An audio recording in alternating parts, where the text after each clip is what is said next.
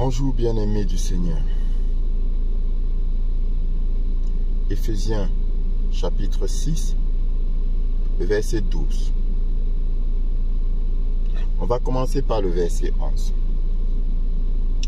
Revêtez-vous de toutes les armes de Dieu, afin de pouvoir tenir ferme contre les ruses du diable, contre les ruses du malin. Car nous n'avons pas à lutter contre la chair et le sang, mais contre les dominations, contre les autorités, contre les princes de ce monde des ténèbres, contre les esprits méchants dans les lieux célestes. C'est pourquoi, prenez toutes les armes de Dieu, afin de pouvoir résister dans le mauvais jour et de tenir ferme après avoir tout surmonté. Tenez donc ferme, n'abandonnez pas. Ayez à vos reins la vérité pour ceinture, première arme, la vérité. Revêtez la cuirasse de la justice, deuxième arme, la justice. Mettez pour chaussure à vos pieds le zèle que donne l'évangile de paix. Le zèle que donne l'évangile de paix, la parole de Dieu, la paix, Jésus-Christ. Prenez par-dessus tout cela le bouclier de la foi. Garde la foi. Avec lequel vous pourrez éteindre tous les traits enflammés du malin. Le bouclier de la foi. Le bouclier pour se protéger. Avec lequel vous pourrez éteindre tous les traits enflammés du malin. Prenez aussi le casque du salut. Le casque du salut. Et l'épée de l'esprit qui est la parole de Dieu. Dernière arme, l'épée de l'esprit qui est la parole de Dieu. Faites en tout temps par l'esprit toutes sortes de prières et de supplications. Faites en tout temps par l'esprit toutes sortes de prières et de supplications. Veillez à cela avec une entière persévérance. Le combat ne dure pas un jour, bien-aimé. Veillez à cela avec une entière persévérance. Et priez pour les saints. Priez pour vos frères.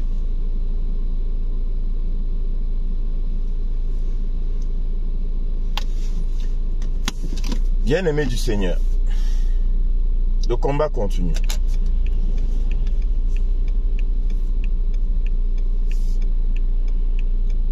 Le combat continue. J'ai dit que je t'accompagnerai dans ton combat. Je ne t'abandonnerai pas.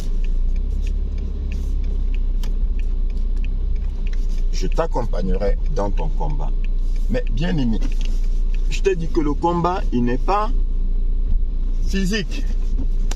Il est spirituel.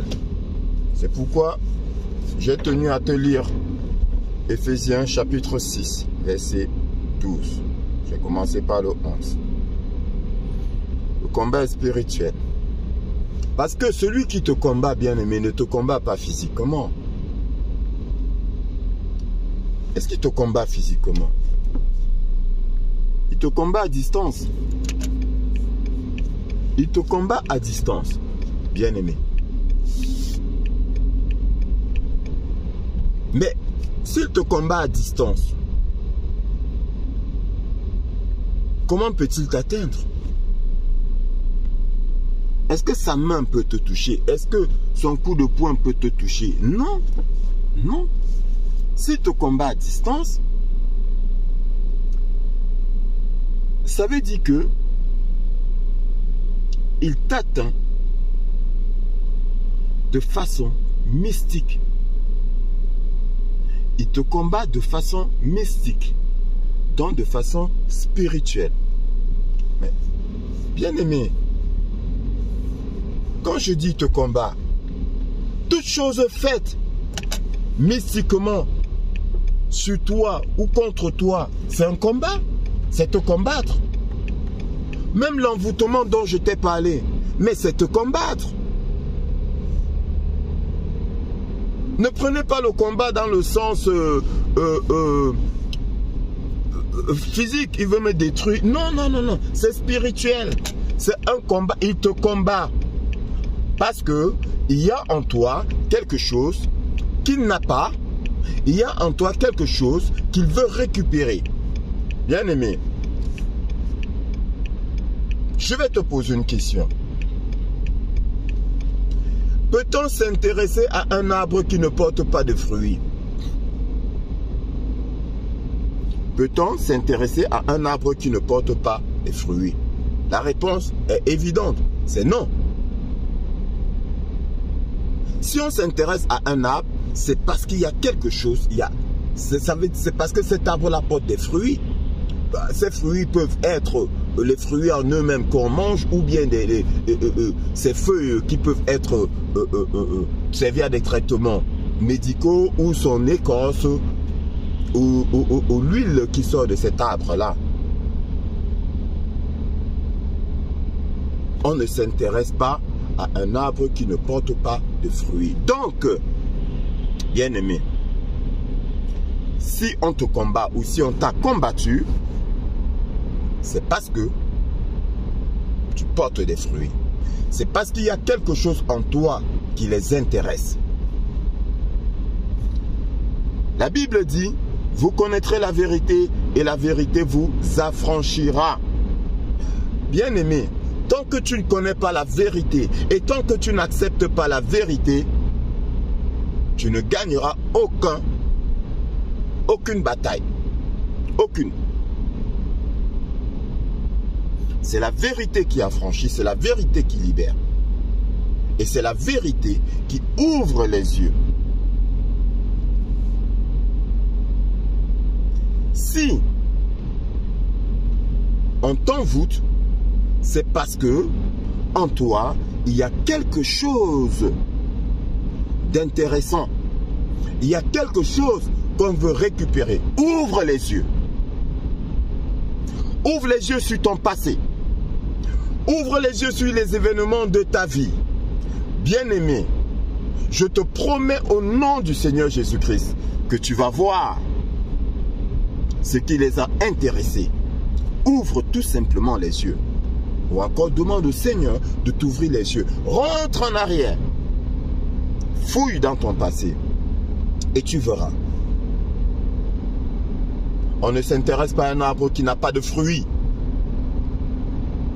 Un arbre qui n'a pas de fruits, on le maudit.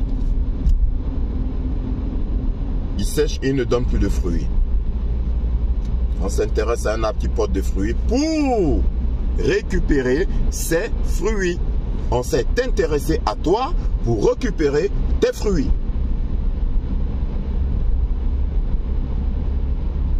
Et pour mieux récupérer tes fruits, parce qu'on ne pouvait pas les récupérer de façon normale, on l'a fait de façon mystique.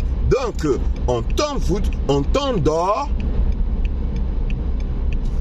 tu donnes ton accord et on se sert. Voilà comment ça se passe. Bien-aimé du Seigneur. Voilà comment ça se passe. Et pour t'endormir, pour obtenir ton consentement, qu'est-ce qu'on fait?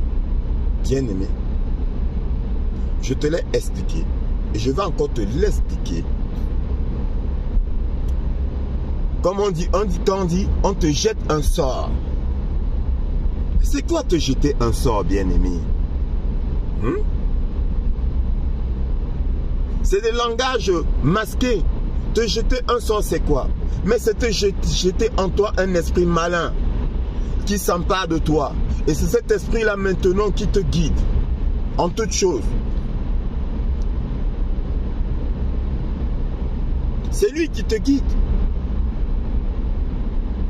Ça devient comme celui-là qui guide un aveugle. Tu deviens aveugle et lui, il te guide. Va à gauche, va à droite. Non, ne mets pas la main là. Non, ne fais pas ci, ne fais pas ça. C'est cet esprit-là qui te manipule. Parce qu'on t'a jeté un sort. Bien-aimé.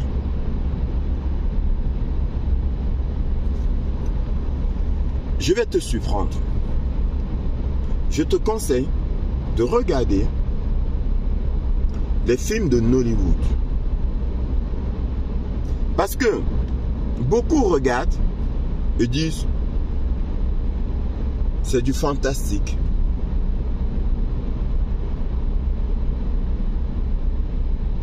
Ignorant que c'est la vérité qu'on leur montre. Mais les films que vous regardez, mais c'est la vérité qu'on vous montre dans les films. On vous montre la vérité dans les films et on vous ment dans les médias. Et on vous ment sur les pasteurs, les faux pasteurs, les faux serviteurs de Dieu, les faux prêtres, même des faux imams. On vous ment. Mais la vérité, on vous la montre où? Dans les films, dans les divertissements. On vous montre la vérité dans les divertissements. Même dans les dessins animés, on vous montre la vérité. Dans les mangas, on vous montre comment les choses spirituelles se passent. Comment on aspire vos énergies.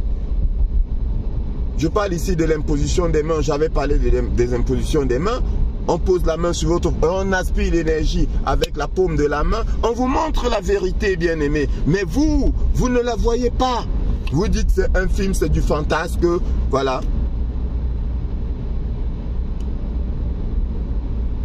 C'est la vérité qu'on vous montre. Bien-aimé. Donc, ton ennemi, je dis bien ton ennemi, celui qui t'envoûte n'est pas ton ami. C'est ton ennemi. C'est un envoyé du démon pour récupérer tout ce qui est en toi. Fût-il ton enfant, fût-il ton père, fût-elle ta mère, fût-elle ta femme, fût-il ton mari, ton ami, bien-aimé, c'est un ennemi. C'est encore là un mensonge du démon. C'est un ennemi, ce n'est pas un ami. Mais le Seigneur dit pour vos ennemis, faites des prières. Aimez vos ennemis, dit le Seigneur. Mais comment? Ce sera un autre débat. Donc, bien-aimé dans le Seigneur, celui-là qui est ton ennemi a vu quelque chose en toi, ou on a vu pour lui quelque chose en toi qui pourrait lui être utile. Il va donc te jeter un sort avec l'aide des puissances du monde des ténèbres qui ont pour représentants des féticheurs, des marabouts. Le marabout n'est pas ton ami. Hein? Il n'est l'ami de personne. Tu sais pourquoi il n'est l'ami de personne? Parce que tu viens avec une maladie pour te faire soigner. Il te donne les médicaments. Tu viens pour envoûter quelqu'un, il te donne le remède. Tu viens pour tuer quelqu'un, il te donne la potion. Il n'est l'ami de personne. Mais est-ce que tu as pensé à ça? Il ouvre sa porte à tout le monde. Il s'en fout de ce que tu es, de qui tu es. Il s'en fout éperdument. Il n'est l'ami de personne.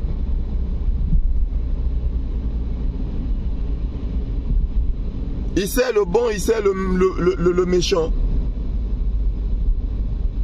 Mais au final, le résultat est le même. Parce que même toi, le bon qu'il sait, il récupère. Les esprits vont récupérer quelque chose chez toi. Oui. C'est pourquoi le Seigneur nous interdit dans sa parole d'aller consulter, d'aller chez ces gens-là. C'est dans la parole de Dieu, c'est interdit, bien-aimé. C'est interdit. Et quand tu prends conscience que c'est interdit et que tu y as déjà été une fois ou plus d'une fois, repens-toi. C'est pas compliqué. Seigneur, pardonne-moi, pardonne mon ignorance. J'ai été égaré, je te demande pardon. Je n'irai plus là-bas, je ne mettrai plus mes pieds là-bas. Repens-toi. Et je déchire à l'instant toute alliance que j'ai faite inconsciemment dans ces milieux-là. J'efface mon nom de leur livre de la mort. Au nom de Jésus-Christ. Ils servent tout le monde. Bon, méchant. Assassin. Il sait tout le monde. Il n'est l'ami de personne. Donc, ton ennemi, donc, va chez quelqu'un de basse moralité pour soi-disant te séduire. Mais est-ce que pour te séduire, je vais aller chez quelqu'un de basse moralité? Si je t'aime, est-ce que je vais le faire? Mais non. Mais pourquoi je le fais, bien-aimé? Parce qu'un esprit malin qui s'est emparé de moi me pousse à le faire. Je suis téléguidé, je suis manipulé par un esprit malin, je suis possédé d'un esprit malin. Et cet esprit-là peut être issu d'un héritage. Très souvent, il est issu d'un héritage. Ça veut dire quoi? Ça veut dire que les parents de ce dernier ou de cette dernière le faisaient avant lui. Tout ce que nous faisons, nous transmettons à nos enfants, en bien comme en mal. C'est un héritage. Maintenant, libre à eux d'accepter ou de refuser quand ils atteignent un âge de raison. Et si tout petit ils refusent, c'est parce que c'est des bénis de Dieu. Et donc c'est le Seigneur qui va interdire qu'on ne touche à eux. Parce qu'ils ne sont pas encore conscients. Ils ne sont pas encore conscients. Donc, celui-là, bien-aimé, j'ai dit, vous connaîtrez la vérité et la vérité vous affranchira. Tant que tu ne sais pas comment ça se passe, comment ça s'est passé, comment ça se passe, tu t'en sortiras pas. Il faut connaître les méthodes. Il faut savoir comment ça se passe dans un combat spirituel. Oui, bien-aimé, c'est comme si tu bandais les yeux d'un boxeur qui boxe avec quelqu'un qui n'a pas les yeux bandés. Mais il se fait massacrer. C'est la même chose. Tu vas te faire massacrer parce que tu attends voir avec les yeux. Tu veux combattre avec les mains, avec ton intelligence. Non. Le combat, il est spirituel. Il est spirituel. Et il se passe avec la vérité. Je dois connaître la vérité et je dois utiliser la vérité. On dit que on amena à Jésus des malades et des possédés. Il les guérissait, il les délivrait et il les guérissait avec quoi? Avec sa parole. Et sa parole, la Bible dit, ta parole est vérité. Donc, il les délivrait avec la vérité. Le Seigneur soigne et guérit avec la vérité et rien d'autre. Et rien d'autre. Ce n'est pas avec des artifices. Ce n'est pas avec des objets. Il soigne et guérit avec la vérité. Et quand on te cite les armes spirituelles que tu dois utiliser, je t'ai même donné la réponse. Quand on te cite les armes que tu dois utiliser, c'est des armes spirituelles, c'est pas des armes physiques, c'est pas de l'eau bénite, c'est pas de l'huile bénite, c'est pas comment je vais dire, une amulette, c'est pas un bracelet. Tout ça, c'est les hommes qui fabriquent. C'est l'homme qui fabrique un bracelet. C'est l'homme qui fabrique une amulette. C'est l'homme qui fabrique comment vous appelez ça, une statue. Et quand tu lis, quand le Seigneur te décrit comment l'homme procède, mais tu as honte. Tu as honte après de vénérer ces choses-là. Tu as honte de te prosterner devant ces choses-là.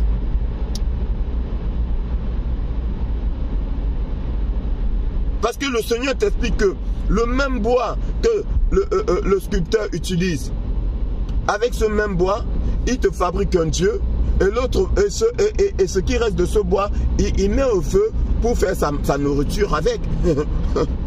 Mais bien aimé, mais c'est ridicule. Et quand il finit de préparer avec une partie du bois qui a servi à fabriquer son faux Dieu, il mange, il rôte et il se prosterne devant l'autre partie du bois qu'il a transformé en faux Dieu. Et il se prosterne devant. Qui devrait se prosterner devant qui? Le Créateur ou le créé? Mais il se prosterne devant ce qu'il a créé. Des insensés. Manque de connaissance. Bien aimé. Celui-là donc, qui va chez le féticheur, dans sa tête là, il n'est pas normal. Il ne faut pas croire. Je vous entends dire, oh, ouais, mais elle est gentille, hein? Ou bien, oh, il est gentil, hein? Gentil en quoi? Je vole ta vie et tu dis que je suis gentil? Je fais de toi mon esclave et tu dis que je suis gentil? C'est un peu comme les Noirs. À l'époque, ils disaient que leur maître est gentil. Parce que leur maître les traite bien. Mais s'il est gentil, il n'a qu'à les libérer. S'il est gentil là, qu'il leur donne leur liberté. Non. Notre maître, lui, il est gentil. Hein? Monsieur très bon. Il ne nous fouette pas. Il nous a donné une case. Il nous a...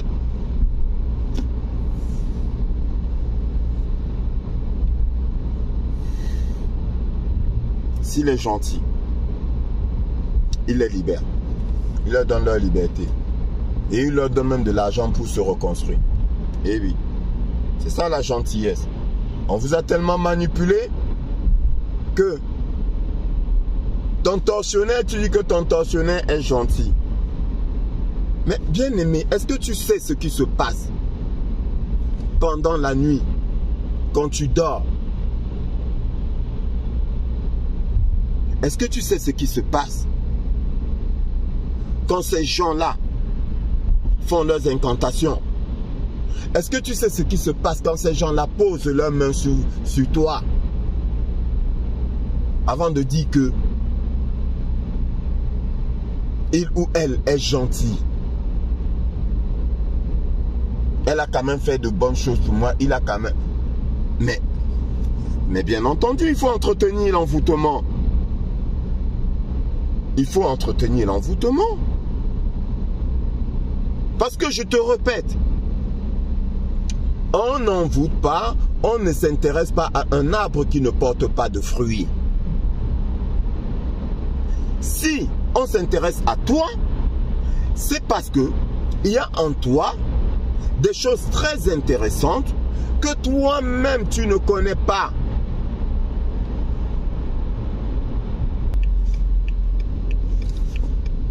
Il y a quelque chose en toi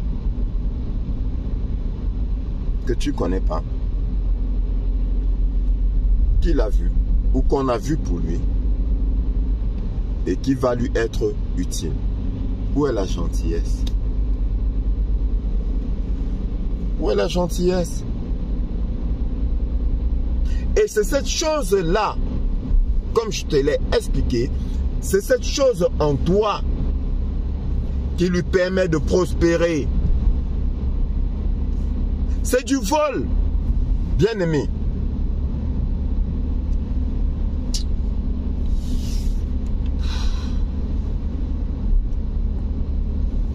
Réveille-toi. Je vais t'aider à te réveiller. C'est du vol. Et je t'ai dit, celui-là qui te manipule spirituellement, qui te vaut spirituellement, il te le dit. Mais c'est toi qui ne comprends pas. Il a obligation de te dire. Il est parti chez le marabout pour t'envoûter. Il te le dit. Bien-aimé, je te parle avec certitude. Il te l'a déjà dit. C'est toi qui n'as pas compris quand il t'a dit. Ou c'est toi qui ne l'as pas pris au sérieux. Parce qu'effectivement, il s'arrange à ce que tu ne le prennes pas au sérieux. Mais il te dit.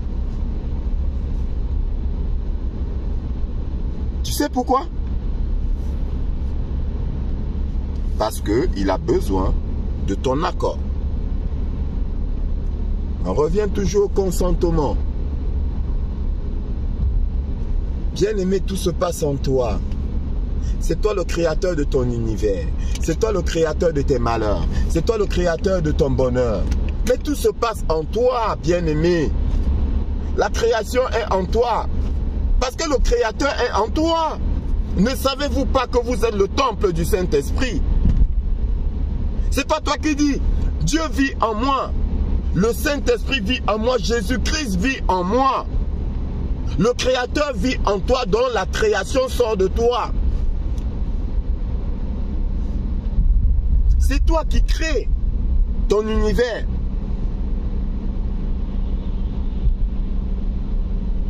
Donc, pour vivre dans l'univers qu'il te présente, il faut que toi tu crées cet univers-là. Donc, il faut que toi tu acceptes l'univers qu'il te présente et que tu crées cet univers-là et que tu vives dedans. Donc, c'est pourquoi il vient te le dire. Tout ce qu'il te fait, il te le dit. Il vole ton énergie, il te le dit. Il te le dit comment? De façon voilée, de façon masquée. De façon à ce que tu ne le prennes pas au sérieux, mais il te le dit. Parce que ton consentement là, conscient ou inconscient, ça vaut un consentement. C'est pourquoi le diable nous ment pour obtenir notre consentement et pour agir dans nos vies. Il te dit tout ce qu'il t'a fait ou te fait. Il te le dit. Toi, tu ne sais pas.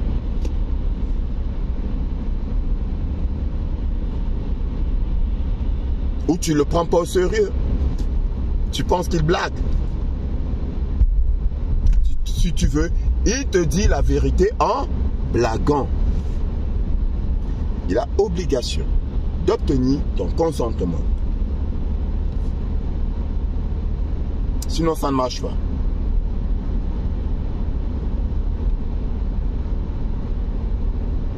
Donc, beaucoup vont venir dire, ah, est-ce que tu sais que tu as une bonne étoile? Mais comment est-ce qu'il a su que tu as une bonne étoile? Excuse-moi de rire. Comment a-t-il su que tu as une bonne étoile? Comment as-tu su? Toi-même, tu ne le sais pas. Mais lui le sait. Alors que c'est en toi. Il a vu ça comment? Réfléchis, bien-aimé.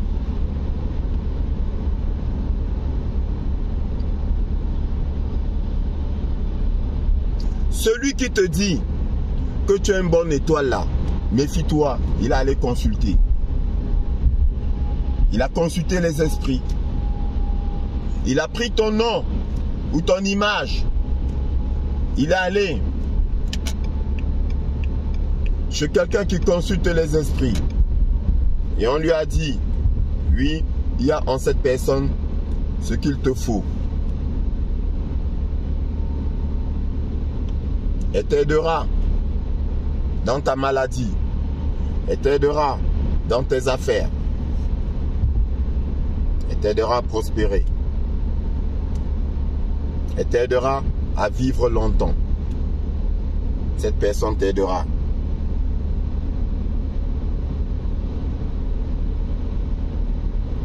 Bien-aimé. Et très souvent, il n'y va pas avec que ton nom. Il fait une sélection.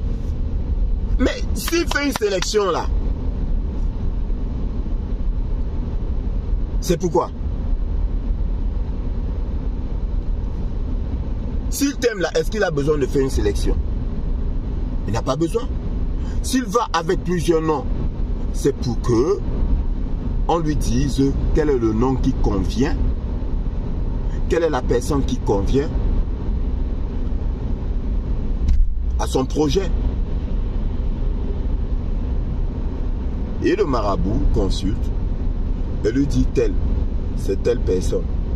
Mais tu crois que la personne divinement désignée qui est l'homme de ta vie ou la femme de ta vie, tu crois que le marabout va voir cette personne? Non! Dieu cache cette personne. Le marabout consulte et ne voit rien. Ma vie est cachée avec Christ en Dieu dans les lieux célestes. On ne me voit pas. Tu es enfant de Dieu. Il regarde lumière, éblouissement. Ils sauront que tu es enfant de Dieu, oui, certes. Mais l'autre là, qui va consulter, là, qui donne ton nom, il voit ton étoile. Ils lui disent, il y a en cette personne des choses intéressantes qui vont être utiles. On élimine les autres noms. On regarde, on sélectionne le bon, on élimine les autres. Et on dit, voilà la personne. Et lui, qu'est-ce que je dois faire? Bon, tu vas nous ramener quelque chose de la personne, un cheveu, un vêtement. En fait, ils ont besoin de ton ADN.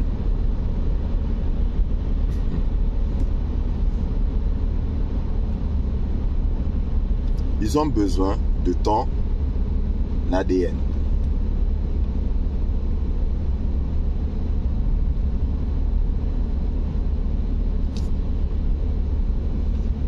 Il va ramener. Et on va travailler dessus. Et maintenant, en fonction de ton ADN, on va y associer un esprit. C'est pas n'importe quel esprit qu'on prend. On va associer à ton ADN un esprit qui correspondra à ton ADN, qui sera en adéquation avec ton ADN. Et on te jette un sort. Cet esprit-là s'empare de toi. Cet esprit en adéquation avec ton ADN, il peut donc rester en toi. Sinon, ton corps rejette cet esprit-là. Tu es envoûté. Tu es possédé. Cette personne-là, est-ce qu'elle t'aime? Elle ne t'aime pas.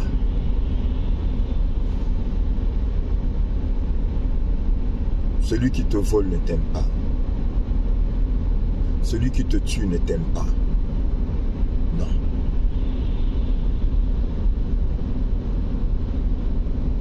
Vous connaîtrez la vérité et la vérité vous affranchira. Bien-aimé, je sais que c'est effrayant ce que je te dis, mais c'est la vérité, mais n'aie pas peur. Tout dépend de toi. Tout se passe en toi. Donc je t'ai dit, il a besoin de ton consentement. Il va te dire ce qu'il te fait, ce qu'il t'a fait, ou ce qu'il te fait, ou ce qu'il est en train de te faire. Il veut ton énergie, il te le dit.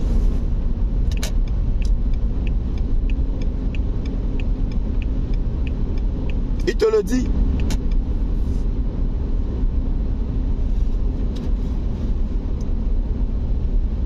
Il te le dit, bien-aimé. Il veut ton énergie, il te le dit. Tout ce qu'il te fait, il te le dit. Pour que tu valides et qu'il continue. Parce que si tu ne valides pas, il ne continue pas. C'est comme quand quelqu'un toque à ta porte. Une porte blindée. Si tu n'ouvres pas, est-ce qu'il entre? Il ne peut pas entrer. Il faut que tu ouvres. C'est la même chose. Il te dit donc qu'il est allé chez le marabout pour toi.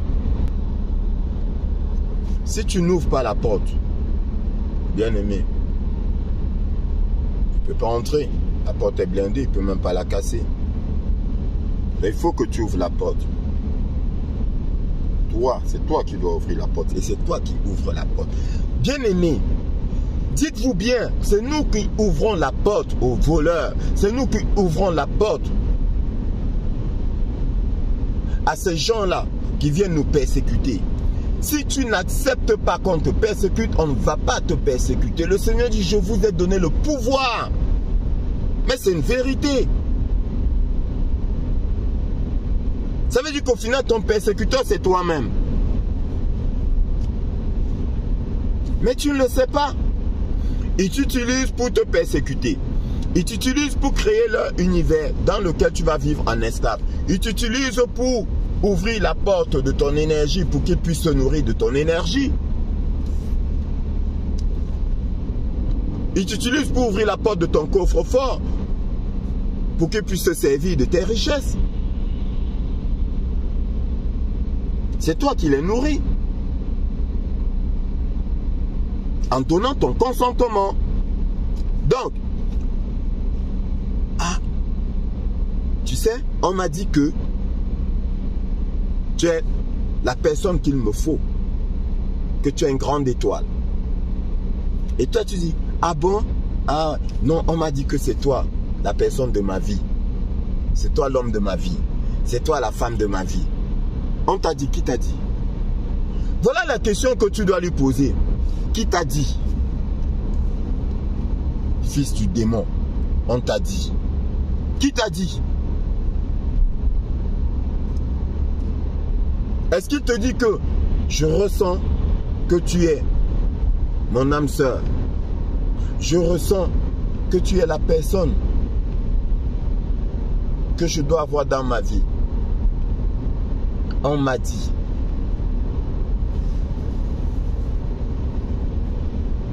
D'autres vont plus loin dans la vérité. Parmi tous les choix que j'avais, on m'a dit que c'est toi la meilleure. On m'a dit que c'est toi le meilleur. Qui t'a dit? Mais il vient de te dire que je suis allé consulter.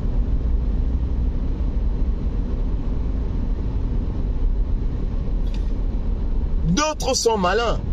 Il te dit, ma mère, mais si sa mère c'est une sorcière. Si c'est sa mère là, qui lui a dit, elle a vu comment, elle sait comment. Soyez pas naïfs.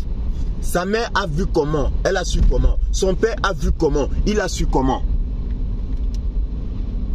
Comment as-tu su? Il a ressenti, c'est ça? N'importe quoi.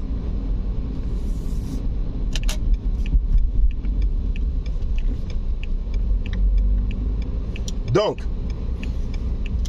maintenant qu'il te dit ça, ou qu'elle te dit ça, et que tu acceptes, donc, aller avec cette personne, tu as validé. La personne a obtenu ton consentement.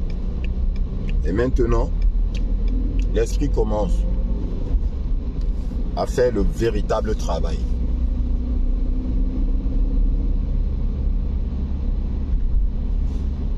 L'envoûtement prend effet.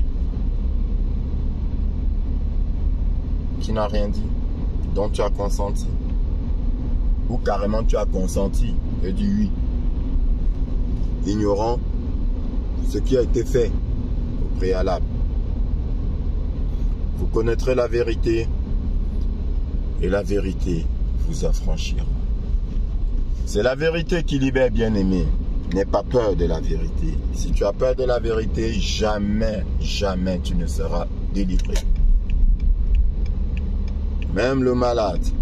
Mais c'est la vérité qui guérit le malade, non? Si tu es malade, on ne sait pas de quoi tu souffres. Est-ce que tu vas guérir? Tu ne pourras pas te soigner. Tu ne vas pas guérir.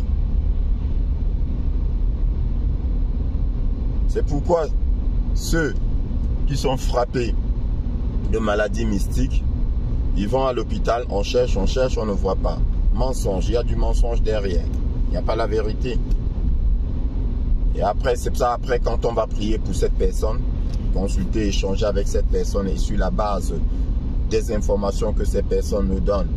On va prier pour cette personne, le voile va se lever et la vérité va apparaître, la vérité de sa maladie. Et on va donner le traitement adéquat parce qu'il y a la vérité de sa maladie. Il y a la connaissance de la maladie. Les esprits, c'est pareil. Les esprits, c'est pareil. On ne dit pas, esprit sort de ce corps. Quel esprit? Il faut le connaître. Il faut savoir quel est l'esprit qui possède cette personne.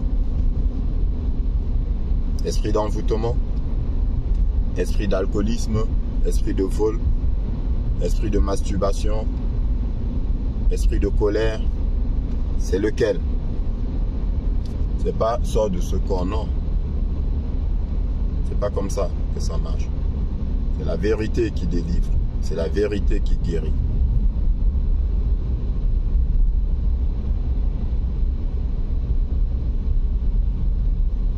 Ne rejette pas la vérité, bien-aimé.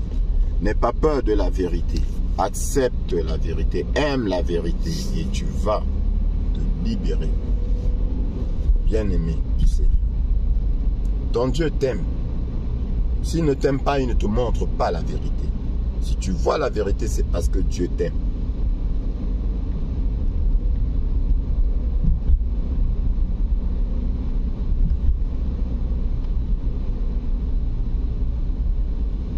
Bien-aimé du Seigneur.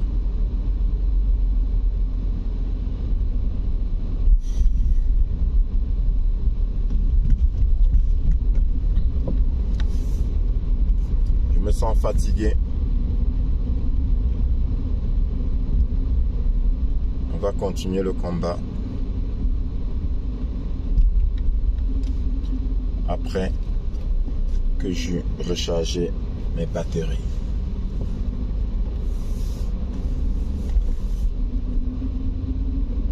Et ne t'inquiète pas pour ton humble serviteur. Le Seigneur sait renouveler l'énergie de ses serviteurs. C'est lui mon employeur. C'est à lui de me nourrir. C'est à lui de me fortifier.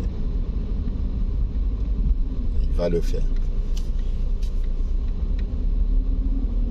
Médite sur ce que je viens de te dire. Et la suite sera dans quelques instants.